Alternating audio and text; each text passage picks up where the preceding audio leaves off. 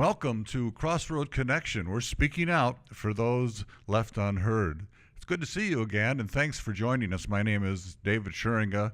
I'm the president of Crossroad Bible Institute and the host of your program. And we have a special program for you today. Occasionally, once a month actually, we have a program called Letters from Prison. But this month, today, we're going to do something a little bit different. It's called Poems from Prison. And I have here to assist me, Alexa Winnick, Yep. who is an associate editor. Yes. And an executive assistant for the president, whoever that might be. Yep. Welcome to the program. Yeah, thanks for having me. These poems, people are aware of the fact that we get lots of pictures and drawings. And in fact, this program is being produced right in the middle of our gallery here, and a gallery that's quite beautiful, and people should come and visit it.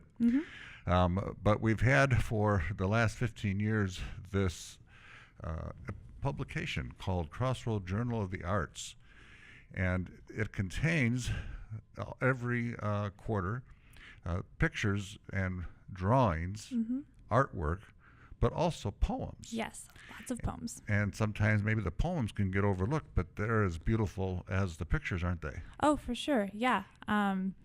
We're always surprised at the great poetry we see coming in from our students. They send us hundreds of poems throughout the year, and we have the great privilege of sorting them and getting to read all of them. And it's hard to pick which ones will go in, but yeah, we do have to make a decision. So they're really and great. that needs to be understood, doesn't it? In terms of photographs, in terms of art pieces and poems, we do get hundreds every year. Yeah. I mean, they just come flowing in. And so we feel badly that we can't publish them all. Right. But we try to pick the ones that we feel are the very top of the line and inspirational and can be a great help to people. And do you pick those out, or who picks those out? Yeah, the editing team does that work. Aaron, our managing editor, and I lately have had the job of picking and sorting which ones. That kind of responsibility goes between both of us, and then volunteers will type up the poems we pick, and we'll kind of go from there for a final selection process. Can you, off the top of your head, having been sorted through lots of these before, in a minute we're going to have you actually share some of these poems, but can you give us an idea of what kind of subjects do people in prison write poems about? It's a great question. We see a lot of religious poetry, talking about religious meaning. It can mean a lot of things. With some that write about biblical characters. I have one poem maybe we'll get to today that talks about Simon of Cyrene from his perspective, kind of a narrative poems approach. On biblical subjects. Yes. Okay. Or what other kind of more religious spiritual poems about their own faith journeys, where they've been, where they are now, story of redemption. A lot of them talk about Jesus and the impact the gospel has had on their lives. So that's definitely a big category that we see. What's another category? A lot about just prison life and a lot of narrative, confessional kind of poetry of what their upbringing might have been like, the family they've left behind or are separated from, maybe some life experiences that set the trajectory for their lives to end up in prison. So a lot of that poetry, is hard to read. It's difficult to read, but you really get insight into the realities that these people have experienced. So what they're experiencing in prison, but also what led up to prison, and so forth. So their life stories. Those a life story, more are autobiographical poems, I guess we would call them. Any other categories that stand out? Sure. Similar to our artwork, a lot of what we see is some nature poetry that talks about the clouds or the sky. And we see that in our artwork as well. In the inmate art gallery, if you come, you'll notice that there are artwork of sailboats on oceans and birds and flowers and things like that. Things that they don't see in the place where they are writing the poems. Perhaps, yeah, or so not very often. This comes from their imagination of the world outside, the world of freedom. Is that how do you Perhaps interpret that's. that? I mean, that's one extrapolation you could probably make that makes a lot of sense, just to be thinking about what's going on in the outside world, maybe, as a coping mechanism for, the dreary conditions they maybe experience day to day.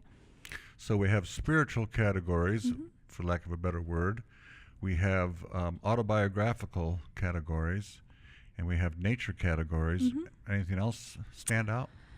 Yeah, I'm trying to think. That is a large portion that we covered kind of right there. Because A lot of autobiographical them- could also be family Right, situations. yeah, and that things. kind of confessional poetry. A lot of them, and this maybe goes back to the religious poetry, come across almost like psalms that you would read, like in the Bible, very prayerful, and those are always really beautiful to read, I think.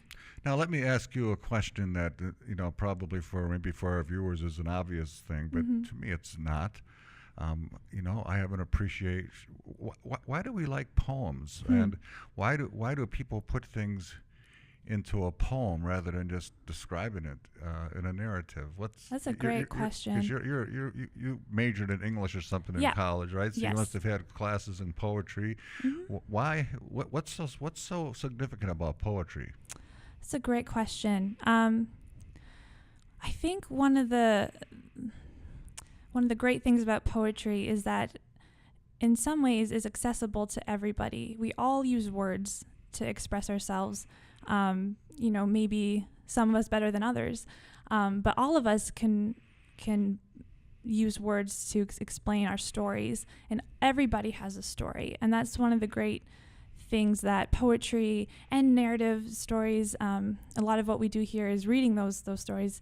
It reminds us that everybody has a past, everybody is coming from, a certain context, and everyone's story is important. And poetry is a great way it gives us it's like a window from which we can look into someone's life, using words that, we all have. How does poetry penetrate our consciousness different than narrative?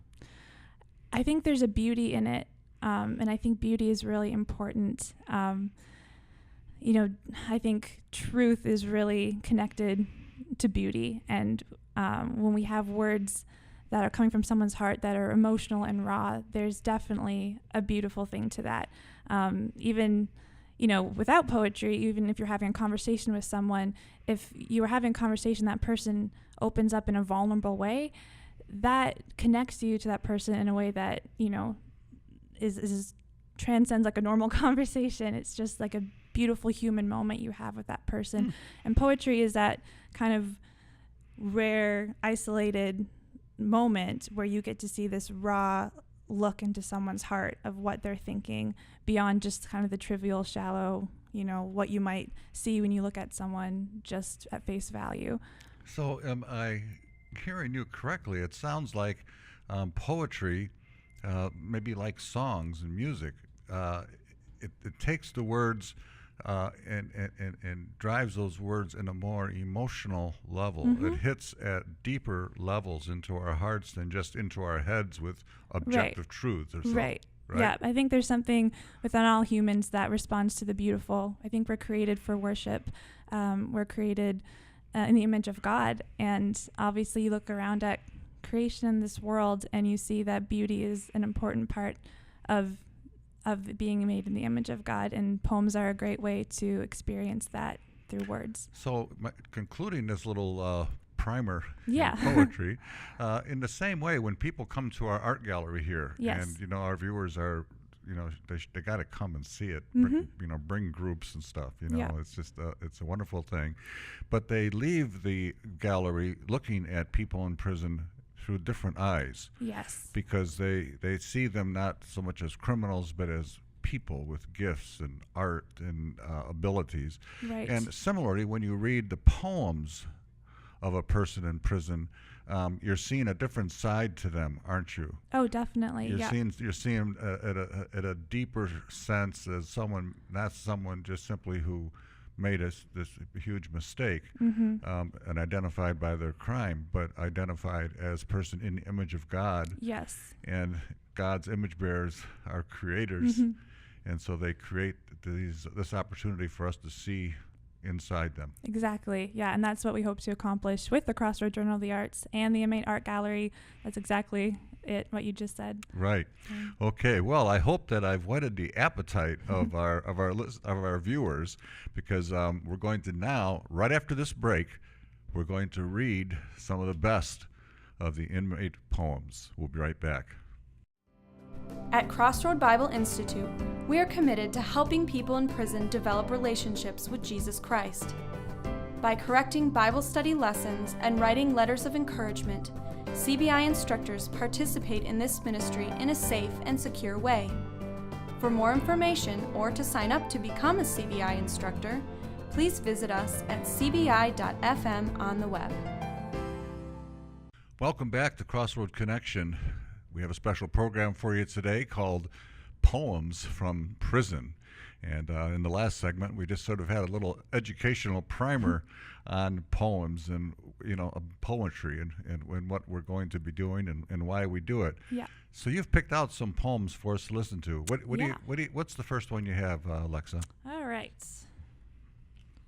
This up here. Okay, we're going to start with a poem from Maryland in California, and it's called "This Is Not My Tomb." Lord, I don't want to leave this room. All I want is to spend time with you. When this world says I should be sad, because you are all I have. Hopes and dreams, what do they mean when the gods of this world are so mean? Life is so insecure, but your love is so pure. In your presence I feel so safe and secure. If I had only known you were the cure. For the joy I have, Lord, you make me glad. This is not my tomb, but a place to give you room. On my knees before thee, you will never leave me. That's pretty heavy stuff, using the metaphor of a tomb for the prison cell. Mm-hmm. And refusing to die there. Right.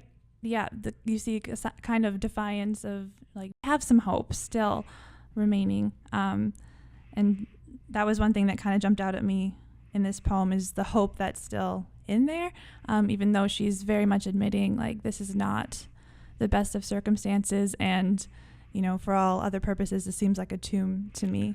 Now, which is kind of, maybe I'm reading too much into that poem, but she, we don't usually use that word tomb. Mm-hmm. We talk about, a grave or something like Mm-hmm. that. We don't have tombs today. Right, it's kind of archaic term. Yeah. So is she purposely identifying with Jesus?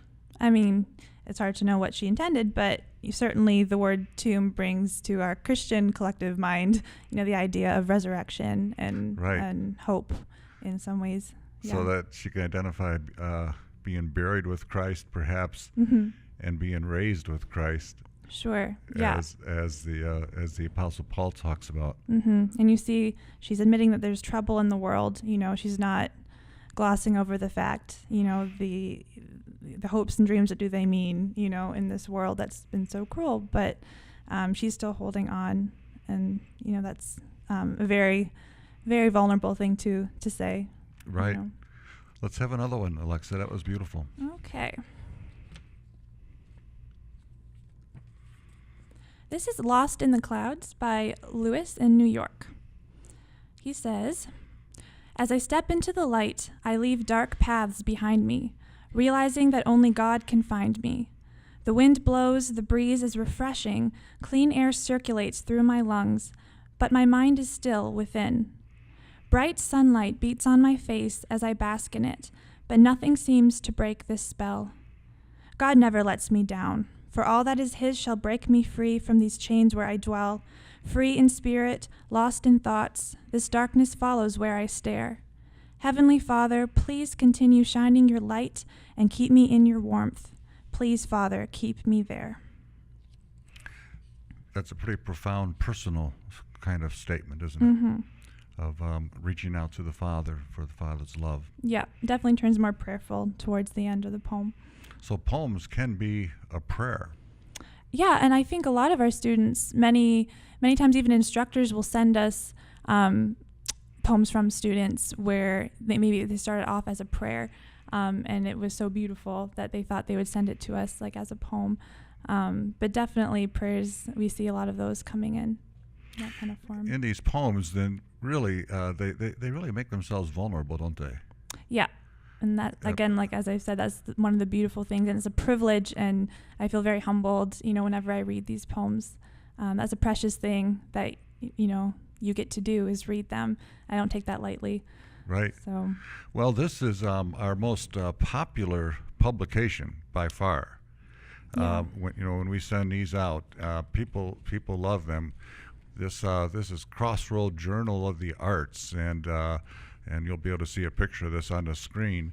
And after the program, I hope that our viewers that don't get this, will Sign up. Yep. Go to the website cbi.tv, and they can get this sent free to their home and have it right in their hands and look at these wonderful pictures, and people just never get tired of it. Yep. We send these out to our entire mailing list, but also we give these to the entire student body. Right, and they love receiving these, especially if their poems are included. Yeah, of course. We have a few that we students that we've published their poems, and they get so excited they want to keep sending them.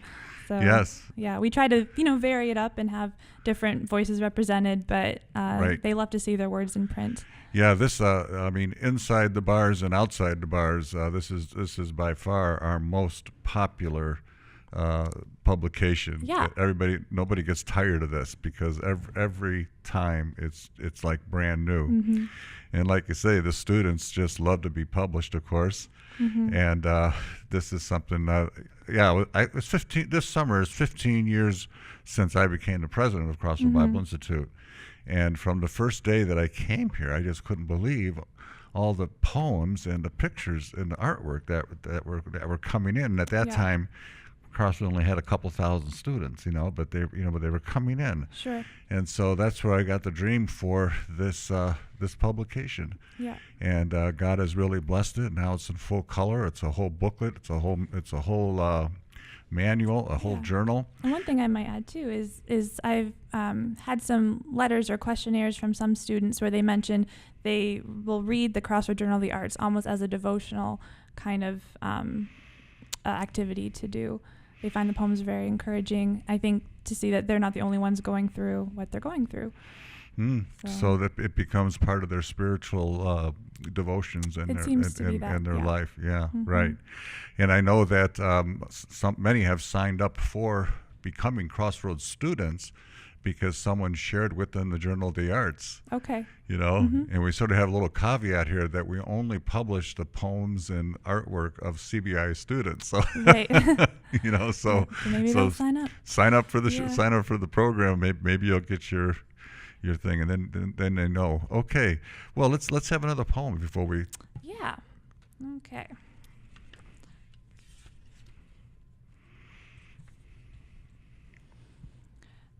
Okay. This poem is called Midnight by Wilfred in Florida. Midnight has come and gone away, my knees too brittle to pray. Too many tears to close my eyes, too many regrets to ask why. My only seed fell down the drain, tonight I dine on ashes and pain. Never again to be loved and held, no more wishes down a well. Scarred and empty inside, no privacy, nowhere to hide. Becoming like an orphan or widow, no more doors and windows. Surrounded by bricks and traps, magnifying the things I lack. No reason left for joy, please silence the drummer boy. What's a father without a son, hoping morning never comes? Midnight has gone away, but darkness chooses to stay. This is good poetry. Am I right? I'm not a poem expert. But this sounds better to me than roses are red and violets are blue. Well, I'm always impressed at, what our students have accomplished, honestly. And, many of them have varying educational backgrounds. And some of them, there is a level in the poems we see. Some are different in skill level, but they all have this amazing ability to express their emotions and their feelings very, very well. After the break, we have a little bit more time. Will you have a couple more for us? Yeah. Okay. Well, we're going to look forward to that as this program quickly rattles along on the tracks, and we'll be right back after this. Stay connected to what's happening at Crossroad Bible Institute with Crossroad Network News. This free magazine is designed to keep you informed and inspired about what Christ Church is doing in prisons and jails. If you'd like a free subscription to Crossroad Network News, fill out the form online by visiting us at cbi.fm. Welcome back to Crossroad Connection. I'm in the studio today with Alexa Winnick. Alexa, how you doing? Doing great. And it's been great to have you on the show, and you've been sharing some wonderful poems. We have time for just a couple of more. Yeah. I think one is going to be, you said, a biblical one about Simon of Cyrene. Yes. And another one, it's probably one my wife would like. It's about a bird, a meadowlark. Yes. My wife is a bird lady. Really? Yeah, she has a bird. She has a bird sanctuary outside her kitchen window. Okay. Yeah.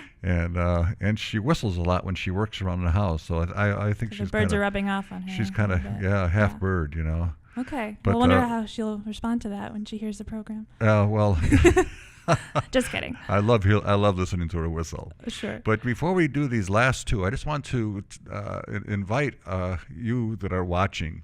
First of all, thanks for being here. But I just invite you, if you are not getting Crossroad Journal of the Arts, go to our website, cbi.fm, or call the phone number on the screen, or write us. We'll put that on the screen too. P.O. Box 900, Grand Rapids, Michigan, 49509 0900. P.O. Box 900, easy to remember. And write us and say you want to get the journal free. And I'll tell you what, I've got another free gift for you too.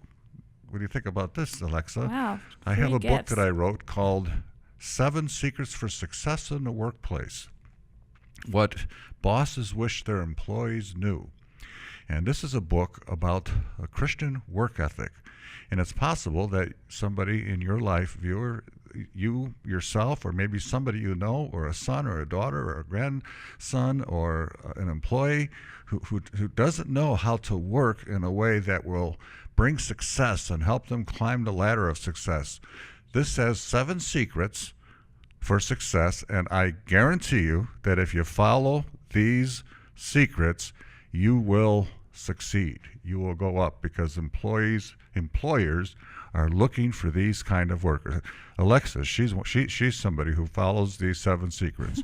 She knew them before she even came here. I was secretly reading your book. Huh? I secretly read your book. You secretly read the book. There you go. And but anyway, I'll tell you what, today, Alexa, what do you think about this, Alexa? I'm going to give 10 free copies to the first 10 people who email me. Yeah, I love free gifts. So the first 10 people who email me, david@cbi.tv, will get a free copy. And at the same time, you can ask for Crossroad Journal of the Arts. That's and a great plan. anybody who writes me, david@cbi.tv, will get this free. So anyway, so free gifts. Can't Sounds beat that, good. right? Nope. Let's get in those last 2 poems. Okay. All right, so this is the Meadowlark poem. It's titled Meadowlark, and it's by Michelle in Massachusetts. And let me just say real quick here, we always love getting poems from our female students because as there are more men in prison than women, we, statistically have more male students than female students. So we definitely love when we get poetry from female students. Yeah, right. 90. I think like only 5 to 7% of the prison population out there is female. Right. Yeah. And about 10 to 12% of our students are female. Okay. So Wow. we always like to get male and stuff because, yeah, you bet. Yep. All right. So this is Michelle in Massachusetts, Meadowlark. I sit in a darkness gloom, a prisoner in chains. I cry out loud for someone to save me. Let me live my life. If I lose myself, I'll find my way again. Let me walk and talk in the language of the soul. Within this lonely prison, I found peace of mind. I sit in my cell while the officers pass on by. Why is it no one seems to care about the heartache I bear? It's insanity. The bars are thick, the walls are high. The devil comes to steal, kill, and destroy. A meadowlark sings, but none hears. Wow. That's pretty deep stuff. Very powerful poem. Very powerful. Mm-hmm. Like, if a bird sings and no one listens, does it make a noise? Right. Yeah. When I actually read this poem, it reminded me a lot of Maya Angelou's poem. I know the cage bird sings. The cage bird sings a fearful trill of things unknown but longed for still. That famous line from that poem. And you get that same kind of sentiment here about, she has this voice inside of her that she wants people to hear her story. So when you get to read a poem like this, you feel very, very humbled to, be able to hear that voice. And hopefully, for our viewers, you get to hear it too. Yeah, that's great. Mm-hmm. Let's go to Simon of Cyrene. Yes. Remind our viewers who Simon of Cyrene was. Right. He is we meet him in the Gospels when Jesus is carrying his cross, and he is assigned by one of the Roman guards to help Jesus carry his cross. So this is more of a narrative, biblical kind of Does this come poem. from Simon of Cyrene's perspective through the writer? Yeah. So it's a little more fun, a little more imagination going on here. Let's hear it. I can't wait. Okay, this is from Stevie in Tennessee. They call me Simon of Cyrene. Oh, do I have a story to tell? It's not that same repeated story that tells us of heaven and hell. I made the mistake of being curious and getting way too close. A Roman soldier looked up and saw me, so I was the one he chose. I did not know anyone there, especially not the man on the ground. I was afraid for my life, so I helped him up without a sound. I helped him drag his cross down the way while he suffered and he bled. I found out that man was sent to die that day on that cross up there in my stead. If only there was some way I could have known who it was I helped that day, I would have lifted that wood and that man and carried them every step of the way. I cried every day for the rest of my life, though few remember anything about me, the only man to help the Christ the day Jesus was put on the tree. Though it has been hard on me, I will never complain. This I want you to know, because I'm the man that helped that man, the Savior of my soul. That is a wonderful way to close the program, I think. Yeah. And a very interesting thing to try to get into the mind of a biblical character, but Right. it's actually the writer himself whose mind we're getting into. Right.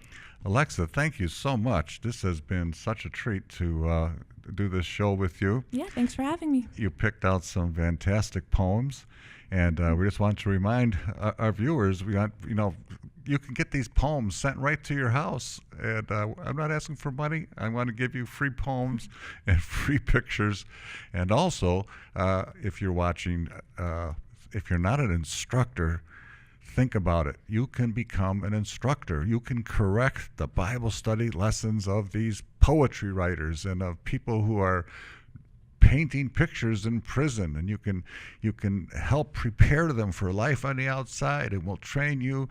We'll give you answer keys. You can become an instructor.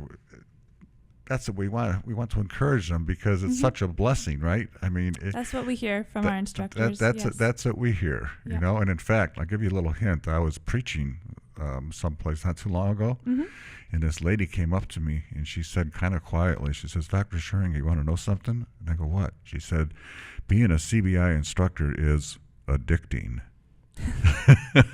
She just can't wait to get that Bible study lesson and can't get really enough sweet. of it. So if you want to get addicted to the Lord's work, become a CBI instructor today.